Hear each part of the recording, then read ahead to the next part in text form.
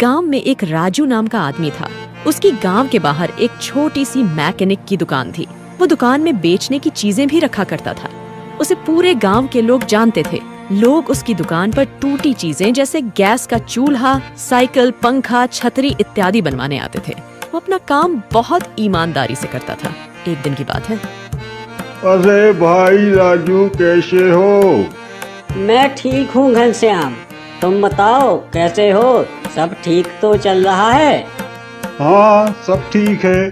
और बताओ, काम धंधा तुम्हारा ठीक चल रहा है ना? बस सब ऊपर वाले की कृपा है। कभी कभी ऊपर नीचे रहता है मार्केट, और बस सब प्रभु की कृपा है। थोड़े पैसे आ जाते हैं घर पे। अच्छा सुन राजू, मेरे बेटी की साइकिल को देखना, क्या हुआ? कल से मुझे परेशान करके रखा है। रुको जरा देखता हूँ कहाँ दिक्कत आ रही है। अरे इसकी चेन में तो जंग लग गया है, इसीलिए लगता है ये ठीक से चल नहीं पा रही। चलो कोई बात नहीं, कल आ जाना शाम तक, ठीक कर दूंगा तब तक। हाँ हाँ, कोई बात नहीं, और कल जरूर कर देना। हाँ हाँ, तुम चिंता मत करो, तुम तो मेरे जिगरी यार हो। तुम्हारा काम तो मैं पहले करूँगा। अच्छा हाँ, हो सकता है मैं कल बाहर रहूँ तो यहाँ रख दूंगा दुकान में, तो तुम ले जाना। अच्छा राजू, तुम्हारी दुकान थोड़ी पुरानी सी लगती है, थोड़ा सा रंग करके चमका दो। थोड़ा सा खर्चा आएगा, लेकिन दुकान की मरम्मत भी हो जाएगी। हाँ, कह तो सही रहे हो भाई, पर इतना अभी खर्चा नहीं कर सकता। बेटे के पढ़ाई के लिए कुछ पैसे बचाए हैं। तुम तो जानते हो बच्चों को पढ़ाना कितना मुश्किल हो गया है। उसकी फीस देने के बाद जो भी बचता है उसी से सब देखता हूँ। काफी समय से मैं भी सोच रहा था, लेकिन थोड़े पैसे इकट्ठे कर लूँगा तभी करूँगा। तब तक जैसा चल रहा है ठीक है। तुम अपना काम बहुत ईमानदारी और निष्ठा से करते हो। देखना, ईश्वर तुम्हें बहुत तरक्की देगा, इसीलिए तुम चिंता मत करो, सब ठीक होगा। मुझे अपनी मेहनत और ईश्वर पर यकीन है घनश्याम। बस जब थोड़ा हालात बिगड़ जाते हैं तो दुखी हो जाता हूँ। चलो खैर, तुम्हारा काम हो जाएगा कल तक, तुम आ जाना शाम तक। अच्छा तो ठीक है, मैं चलता हूँ भाई। फिर घनश्याम वहाँ से चला जाता है। राजू दोबारा अपने काम पर लग जाता है और साइकिल ठीक करने लग जाता है। तभी एक अजीब सी कद काठी वाला आदमी वहाँ आता है और दुकान के सामने आकर खड़ा हो जाता है। कोई है दुकान में? जी कहिए, क्या काम है? ये छाता ठीक कर दीजिए, ठीक से खुल नहीं रहा है। बहुत कोशिश कर चुका हूँ, लेकिन ये है कि खुलने का नाम ही नहीं ले रहा। एक बार जरा दिखाइए, जरा देख लेता हूँ इसमें कहाँ दिक्कत आ रही है। हाँ, ये लीजिए, जरा अच्छे से देखिएगा। आप कुछ देर बैठिए, अभी बना के देता हूँ। अरे नहीं नहीं, मैं कल आता हूँ छतरी लेने। जी, एक काम तो अभी हो जाएगा। मैंने कहा ना आपसे, मैं कल ही आऊँगा। जी ठीक है, जैसा आपको ठीक लगे। राजू को वो व्यक्ति और उसकी बातें बड़ी ही अटपटी लगती है। वो सोचता है कि ऐसा भी क्या काम है जो थोड़ी देर रुक भी नहीं सकता, लेकिन फिर वो इस बात को नजरअंदाज कर देता है और अपने काम पर लौट जाता है। रात के समय वो अपनी दुकान बंद करके घर चला जाता है। सुषमा, अरे ओ सुषमा, देखो मैं तुम्हारे लिए क्या लाया हूँ। आप भी ना घर के बाहर से इतनी जोर जोर से क्यों पुकारते हो? अंदर तो आ जाया करो पहले। आपको रोज समझाती हूँ, लेकिन आप तो सुनते ही नहीं हैं। क्या सुषमा, तुम भी? आज आपको इतनी देर कैसे हो गई आने में? सब ठीक तो था ना? हाँ, मैं वो घनश्याम के घर चला गया था। अच्छा, अब बताइए क्या लाए हैं आप? पहले आंखें तो बंद करो। अच्छा, ऐसा भी क्या है जिसके लिए आंखें बंद करने की जरूरत पड़ रही है? अरे करो ना, ये देखो, पसंद आया ना? इतना सुंदर गजरा, वाह। सुषमा, मैं बहुत नसीब वाला हूँ जो मुझे तुम मिली। मैं ज़्यादा महंगे गहने और कपड़े नहीं खरीद पाता, पर तुम कभी शिकायत नहीं करती। मैं महंगे गहनों का क्या करूँगी? आपके इतने प्रेम से दिए उपहार मेरे लिए बहुत कीमती है।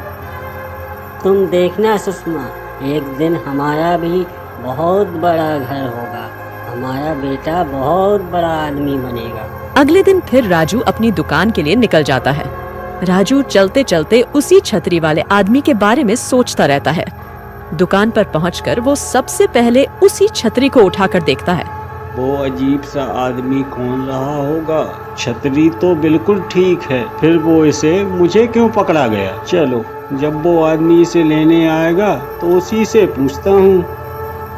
पूरा दिन निकल जाता है पर कोई भी आदमी छतरी लेने नहीं आता। ऐसे ही बहुत दिन बीत गए और छतरी राजू की दुकान में ही पड़ी रहती है। एक दिन राकेश, जो राजू से जलता था, वहाँ आता है। केवल बाहरी दिखावे के लिए वो राजू से अच्छे से बर्ताव करता था। अरे राजू, कैसे हो? अरे मैं ठीक हूँ राकेश, तुम बताओ कैसे हो? मैं भी ठीक हूँ। अच्छा राकेश, तुम कहीं जा रहे थे क्या? नहीं तो कहीं नहीं जा रहा था मैं। अच्छा, तो तुम मेरी दुकान पे थोड़ी देर रुकोगे? एक आदमी आएगा छाता लेने, तो उसे तुम छाता दे देना। ठीक है, मैं दुकान पे रुक जाता हूँ। तुम जरूरी काम करके जल्दी आ जाओ। फिर राजू दुकान राकेश के हवाले कर कुछ देर के लिए कहीं चला जाता है। राजू के जाने के बाद राकेश राजू के भरोसे का फायदा उठाता है। ये राजू भी कितना बेवकूफ है, पूरी दुकान मेरे भरोसे छोड़ गया है। तभी दुकान पर एक ग्राहक आता है। जी नमस्ते, राजू भाई कहाँ हैं? वो कहीं काम से बाहर गया है। कहिए, क्या काम है? जी मुझे उनके कुछ पैसे देने रह गए थे, आप दे देंगे उन्हें? हाँ हाँ, क्यों नहीं, दीजिए। ग्राहक वहाँ से चला जाता है। फिर राकेश अपने मन में सोचने लगता है। इन पैसों को छुपा लेता हूँ और राजू को नहीं बताऊंगा कोई पैसे दे गया। कुछ समय बाद जब राजू वापस आता है। अरे बहुत धूप है, मेरा तो दम निकल गया। हो गया काम जिसके लिए गए थे? हाँ हो गया। कोई आया तो नहीं दुकान में? नहीं नहीं, कोई नहीं आया। छतरी लेने भी नहीं आया कोई क्या? कौन सी छतरी? अरे ये छाता बहुत दिनों से दुकान में पड़ा हुआ है और कोई लेने ही नहीं आता। अच्छा, तुम्हारा बहुत बहुत धन्यवाद। अरे नहीं नहीं, इसकी कोई जरूरत नहीं। अच्छा, अब मैं चलता हूँ। अच्छा ठीक है। बाहर बहुत धूप पड़ रही है। ऐसा करो, ये छाता मुझे दे दो, अगले दिन मैं तुम्हें दे दूंगा। हाँ इसे ले जाओ, वैसे भी कोई लेने आता नहीं। राकेश वहाँ से छाता लेकर निकल पड़ता है। वो मन ही मन बहुत खुश होता है कि आज उसने झूठ बोलकर पैसे लिए हैं। तभी उसे बहुत ज्यादा गर्मी लगने लगती है। ये अचानक इतनी गर्मी क्यों बढ़ रही है? छाता है फिर भी। राकेश को ऐसा लगता है जैसे उसके साथ कोई चल रहा हो। अचानक उसके कंधे पर किसी का हाथ आता है। बहुत डर जाता है और डर के मारे छतरी को दूर फेंक देता है। ये सब क्या हो रहा है? कौन है यहाँ? अचानक छतरी से एक चुड़ैल बाहर निकलती है। उसे देखकर राकेश के पसीने छूट जाते हैं। वो बहुत डर जाता है और भागने की कोशिश करता है। अरे कहाँ भागा जा रहा है? इतने भी क्या जल्दी है? अभी तो हमारी जान पहचान भी नहीं हुई।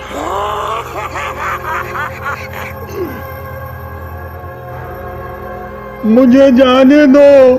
जाने दे दी, पर छतरी तू लाया है ना, तो अब तू मरेगा। मेरा शिकार तो राजू था, पर तूने सारा खेल बिगाड़ दिया।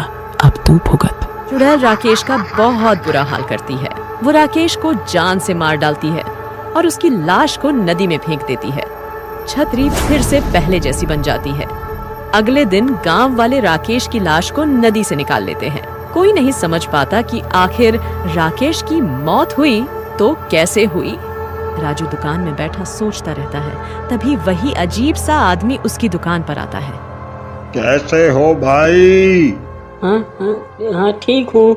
मेरी छतरी बन गई? जी, आपकी छतरी तो कब की बन गई थी, आप इतने दिनों से आए ही नहीं, तो वो मैंने किसी को दे दी थी। अरे ऐसे कैसे दे दी मेरी छतरी? जरा देखो तो, यही कहीं होगी। ये कैसे हो सकता है, जब मैंने किसी और को दे दी थी तो? अरे एक बार देखो तो सही। अचानक राजू की नजर एक कोने में पड़ती है। उसे वही छतरी दिखाई देती है। राजू को समझ में कुछ नहीं आ रहा था कि ये सब क्या हो रहा है। अरे ये कैसे हो सकता है, ये छतरी तो मैंने राकेश को दी थी, फिर ये यहाँ कैसे आ गई? लाओ भाई मेरा छतर दो। लीजिए आपकी छतरी। ये लो तुम्हारे पैसे। जी, इसकी कोई जरूरत नहीं। जरूरत क्यों नहीं है, तुम्हारे हक के पैसे हैं, ये लो रख लो। राजू को कुछ भी समझ नहीं आया।